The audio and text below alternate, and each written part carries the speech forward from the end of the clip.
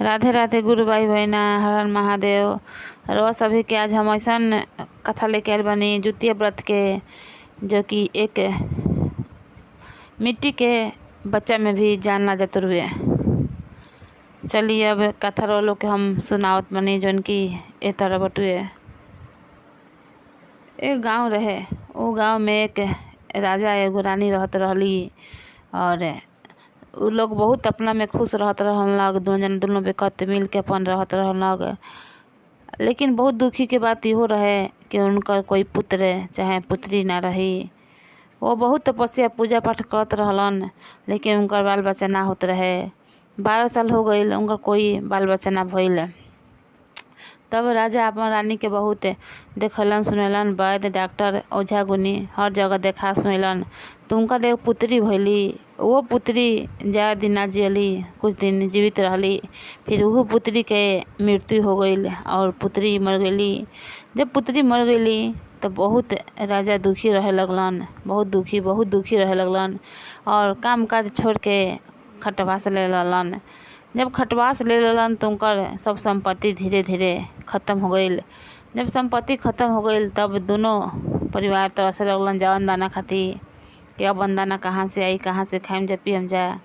तो राजा अपन रानी से कहलन कि हे रानी, तू भेजे रह, अब हम परदेश जातनी, ओजा कोई काम धाम करम और फिर हम लौट के तहरा भिरी आइम। अतना कह के राजा परदेश चल गलन और रानी अपन घर में रहे लगली। राजा जात समय वहाँ खातिर 2 बड़ा चाउर रख के गई रहलन कि रानी अपन खयन जीवन बितैन। उन्हें राजा तो चल गई अपन बाहर, हेने रानी बेचारी अपन अकेले रहत रहली, खात पियत रहली, अपन बनावत रहली। ऐसे कुछ समय बीत गई, 1 महीना बीतल, 2 महीना बीतल, 3 महीना बीतल, राजा ना आइलन। और रानी के जौन चाउर के बोरा रख के गई रहलन राजा, वो ख़त्म हो गईल। जब ख़त्म हो गईल तब रानी का करस बेचारी, राजा तो वापस अइलन ना। रानी बेचारी का कैली कि वो अपन बेचारी अब घर से बाहर निकल के खेत बधार में दूसरा के काम काज करे लगली। जब दूसरा के काम काज करे लगली खेत में, तो जात रहली तो मैदान में ओजवा बहुत सारा लड़कन के देखत रहली खेलत कूदत। बड़ी बेचारी उ सब लड़कन के देख के बेचारी खुश होत रहली कि लड़का खेलत कूदत बन जा। उ लोग के में अपन बच्ची के ढूंढत रहली और अपन बच्ची के रूप देखत रहली। और जब जस काम पर खड़ा होके 10 महीना लड़कन के निहारस और फिर अपन काम पर चल जासे, खेत में माटी कोड़े चल जासे। ऐसे कुछ दिन बीतल कि एक दिन के बात भइल कि जब रानी गइली खेत में काम करे तो देखत रही कि आज पार्क में तो कोनो लइकन नइखन आइल सन, कोनो लइका खेलते नइखन सन। रानी गइली अपन दुखी मन से आगे बढ़ली, काम कइली, माटी कोड़ली, घरे अइली। फिर दूसरा दिन गई तो फिर देखत रही कि आज बालक नइखन आइल सन खेले। अब तो उनका मन लागत ना रहे। तब जाके रानी का कइली कि एक माटी लेली, माटी के सनली, आसान के माटी के एगो पुतला बनैली आ उहे पुतला के अपन घरे लेके अइली। जब घरे लेके अइली तो उहे पुतला के अपन डेली अपन ले आवस आ गोदी में अपन बालक के तरह उनका से प्रेम करे लगली। एक दिन के बात भइल कि जब अपन जात रही पुतला के गोदी में लेके खेत करे, तो रास्ता में देखली कि बहुत महिला रहली, अपन पूजा पाठ करत रहली। तो उ जाके सब महिला से पूछली कि हे बहिन लोग काची के व्रत करतनी जा, काची के पूजा पाठ करतनी जा। सब लोग मिल के बड़ी भक्ति से पूजा पाठ करत बानी जा। तनी हमरो के बताइन जा ना कि पूजा से का फल मिलेला, ई पूजा से का होखेला। तब जाके बहिन कहतनी लोग कि हे बहिनी, ई पूजा से तो बहुत फल मिलेला, ई जुतिया व्रत हुए। ई पूजा कइला से आदमी के पुत्र चाहे पुत्री के आयु दीर्घ आयु होखेला। जौन माताए के पुत्र पुत्री रहेली उनकर बच्चा के आयु लंबा होखेला, दीर्घ आयु होखेला, कोनो उनकरा पर कष्ट विपत्ति ना आवेला, सब भगवान टालेलन। यही से व्रत कइल जाला। ई व्रत निर्हास कइल जाला, बिना जल के कइल जाला, ना जल ग्रहण कइल जाला, ना अन्न ना जल, सब त्याग के 24 घंटा ई व्रत के रखल जाला। एक परिणाम स्वरूप अपन बालक के लंबा आयु खातिर कइल जाला। भगवान एक परिणाम स्वरूप अच्छा फल देवेलन। हमनी के बालक के लंबा आयु दियन, दीर्घ आयु दियन, हमनी के बच्चा पर विपत्ति के टलियन। यही से हमनी के सब कइले बानी जा।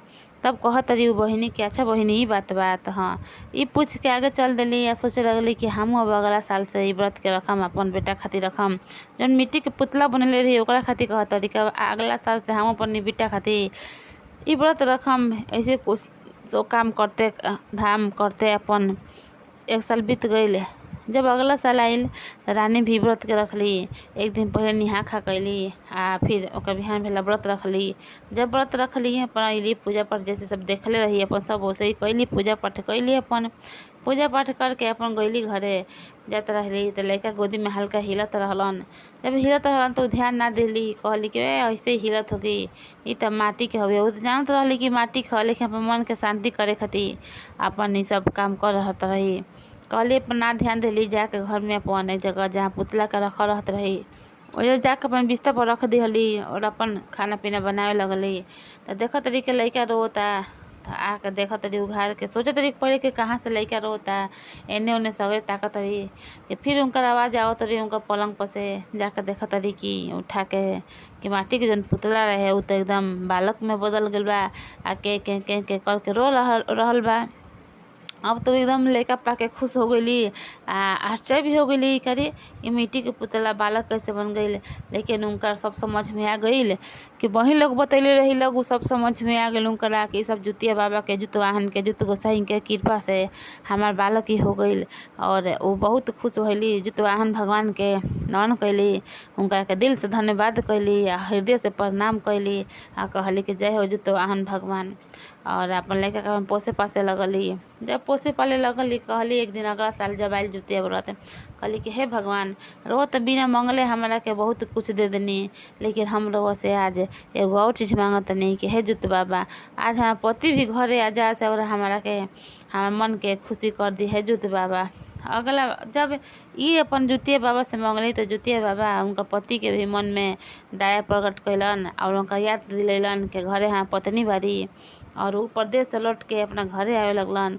जब परदेश से लौट के घरे आवे लगलन तो जंगल के रास्ते आवत रहन, तो जंगल में डकैत मिल के सारा उनकर सामान लूटपाट कर लेलसन।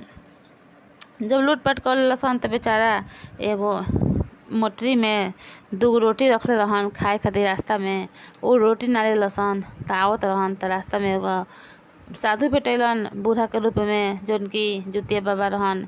कहत रहन के बचवा हमार बड़ी भूख लागल बा, का तोरा पास कुछ बा हमरा के देवे खातिर। तो कहत रहन राजे साहब कि हाँ बाबा, धन जन त नइखे बाबा, धन त नइखे हमरा भी कुछ ना रुपये पैसा बा, 2 रोटी बा से रुआ खा ली, 2 रोटी लीही।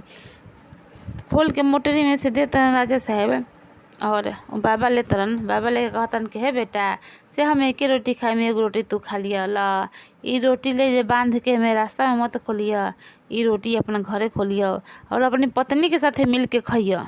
तो कहतन कि ठीक है बाबा, से जैसा रोक हम वैसे ही करतनी। और चरण स्पर्श करके वहीं जैसे चल देलन राजा। जब राजा घरे अलन तो रानी से कहत रहन, देखलन कि घर में एगो बालक बा खेलत कूदत बा। त रानी पर बहुत क्रोधित भइलन। उ कहलन कि अरे हम त हातना दिन हमरा गइला भइल, फिर तार बालक कहाँ से आ गइला तना छोटा। वो एकदम क्रोधित भइलन। तब जाके रानी उनका का सारा बात बतैली।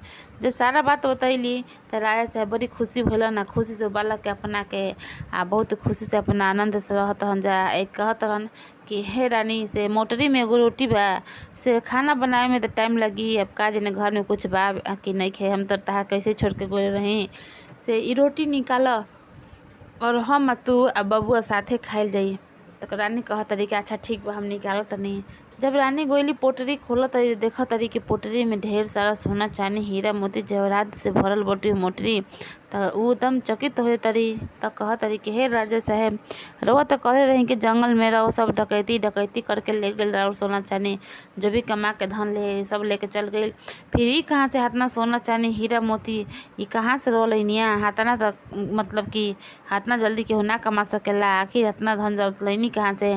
राजा भी अचंभू खा गलन कि ओमे तो एगो रोटी रहे, हाथना आइल कहाँ से। तब राजा के भी सब समझ में आ गई और रानी के भी समझ में आ गई कि ई सब जुतिया भगवान के परिणाम स्वरूप बटुए। जुतिया भगवान के कृपा से, जुत माई के कृपा से ई सब भइल बटुए। और जुतिया भगवान का नमन कर उ लोग हरदम आई अपन व्रत रखे लगली, अपन जुतिया बाबा के व्रत रखे लगली। उनका बेटा जीवित रहलन। और ऐसे ही कहल गल बा कि ये जुतिया व्रत भगवान के जे मन से करेला, जुत माई के जे मन से जुतिया व्रत करेला उनकर बच्चा का लंबा दीर्घ आयु होखेला।